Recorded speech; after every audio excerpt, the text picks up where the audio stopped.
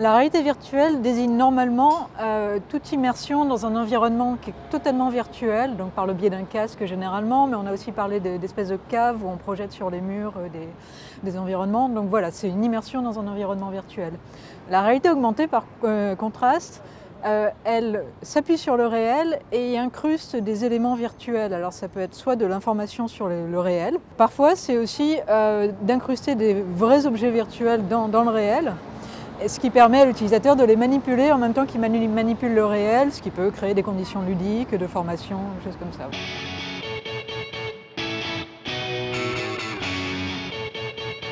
Souvent on cite pour commencer la formation, par exemple un chirurgien en opération, c'est pas toujours facile de trouver le patient, par exemple des situations de risque, par exemple situation de guerre ou situation de catastrophes naturelles ou des choses comme ça.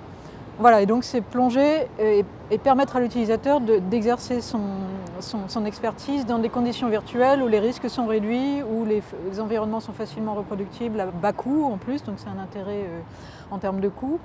Et donc ça c'est la formation. Après, ce qu'on a aussi cité, c'est la conception, donc ça permet aux entreprises notamment qui ont des produits complexes, donc on parle souvent de l'automobile, de l'aéronautique, mais aussi de l'architecture, on peut parler de ça aussi, de concevoir leurs produits de manière virtuelle, ce qui évidemment a un coût bien inférieur à une production de prototypes réels.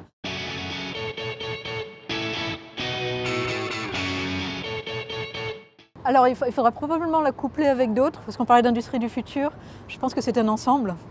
C'est un peu, les Allemands l'appellent l'industrie 4.0, c'est un peu, il y a la notion d'humain augmenté qui est assistée par l'intelligence artificielle, qui est assistée par ces outils qui l'aident à l'information, qui l'aident à se former avec des outils plus performants.